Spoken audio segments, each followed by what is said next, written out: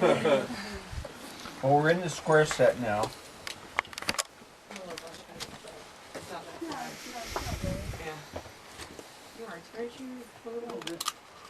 I got Billy's candle lit now so we can finish his 8 hours. Now, that crushed greenish gray material is just to the right of the clay seam there, just right of the candle. That's a pillar of the original Comstock load that was left there by Uncle Billy Chollar and his crew back in the 1860s. And it's all it's left of it is about 20 feet, 20 by 20, and it was mined out behind those guys, those gentlemen there. You can see the track that veers to the left there, and that goes around the winds. The winds is that shaft there that goes down that doesn't daylight, just to the right of the carbide light, and that's how it was mined out. The winds also goes down in the ore, so there's just a little bit left, and it assays 13 ounces per ton and a small amount of gold, but you wouldn't want to take it out because it's worth more. It's because it's worth more as an exhibit, and it would do too much damage to the mine if you took it out. It'd take more dollars worth of timber and labor to replace it than you'd get out of it, and there's nothing as strong as the original pillar, so it would do permanent damage to the mine. Now, during the time of Uncle Billy Chollar, there were no practical drilling machines, and so they had to use hand drilling, and this is also known as single jacking. And this is named after the Cornish miners that live on the southeast coast of England, and they're known as cousin jacks because you'd ask one of them if knew were there any more experienced miners, and he'd say, "I've got a cousin jack back home," and if you send passage to him, he'll come out and work it off as an indentured miner. Now, you do this, you strike the steel 60 times a minute with a single jack, which is a 4-pound hammer. You turn the steel an eighth of a turn each time. 2 good miners doing this for 5 hours can drill in 8 holes 30 inches long. And when you blast them down with 3 sticks of gelatin dynamite each, you knock down 8 tons of muck and make an advance of 30 inches. Now, they also use the double jack system of drilling, and when you strike the steel with a 8 or 10-pound hammer called a double jack with a 40-inch handle, you strike the steel 60 times a minute. I'd be turning the steel. When my partner became spent, I would spell him, and I'd spell him and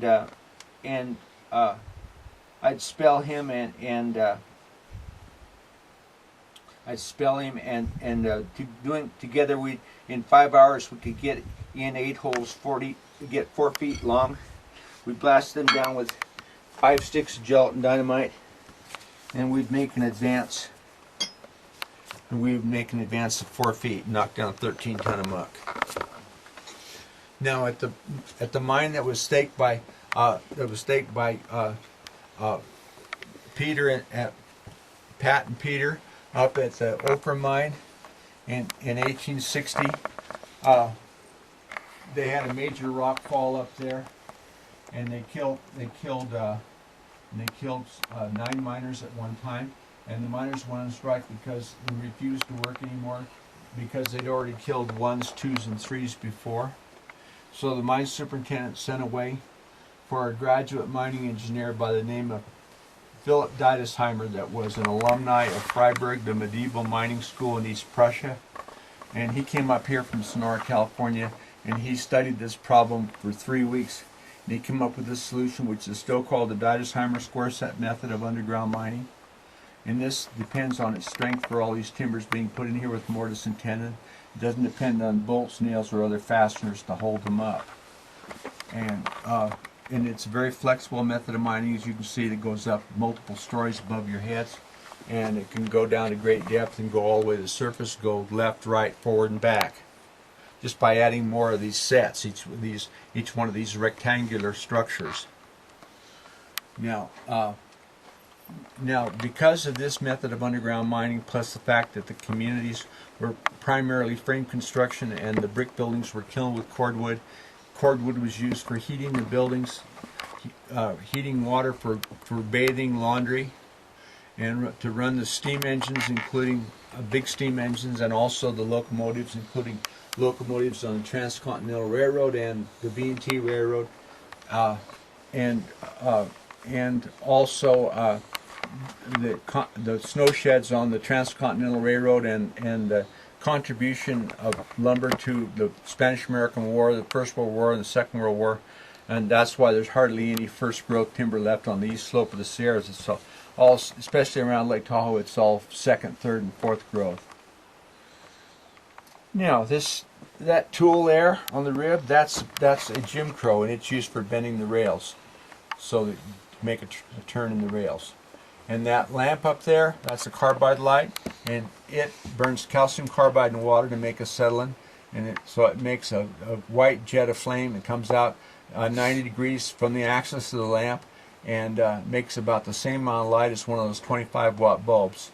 And that was started replacing the candles about 1910, and was used up by the miners up through about 1947, when it started being replaced by the battery-powered cap lamps that modern miners wear. Over here. Excuse me a second. No problem.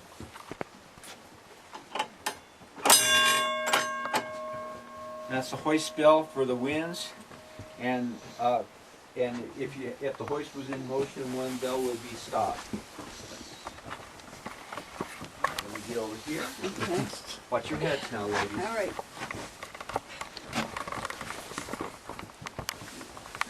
Okay, be my witness. Here, you be my witness. Would you agree with me there's no hole down the center of that steel? No. All right, this is a piece of steel here for a Burley drill, which is the first practical compressed air drill, was patented 1866, and the Burleys and their successors were slugger drifters, and they drilled like a steam hammer, so they drilled like this. Now, since they had no hole down the center, there was no way to introduce water to the bottom of the drill hole. So the Burley and all of its close cousins produced great clouds of yellow quartz dust. This yellow quartz dust got in the miners' lungs, and frequently they were dead of silicosis before they were 40 years old. So the miners christened them and all the other dry drilling drills as widowmakers. In order to alleviate this problem, a miner machinist mechanic by the name of George Liner invented this machine here and patented in 1898. And this machine is the first modern air drill. And it's got a piston here that's powered by compressed air, striker bar up here, which hits the steel on the end and sends a shock wave down through the steel, like it does when I'm over there drilling with single jack. Now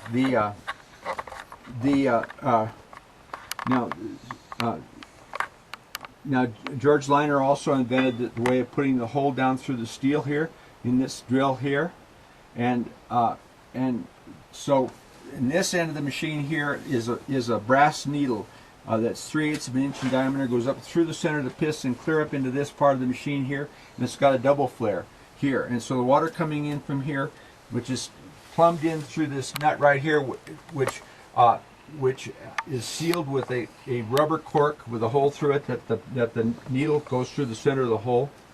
90% of the water that goes through the needle end reports the bottom of the drill hole, and that lubricates the hole, cools a bit, making it last longer, and cuts the dust down by 90%. So this machine then was rapidly accepted by both management and labor. George Liner also invented the machine to put this hole down through the center of the steel, and he also invented the machine for making shredded wheat. So this machine then reigned supreme in the mines till about 1947, when it was replaced by these machines here, which are modern jackleg drills. And these work exactly the same way, and they're made practical by the invention of the Germans just before World War II of tungsten carbide insert bits. And that round up in the face there, it was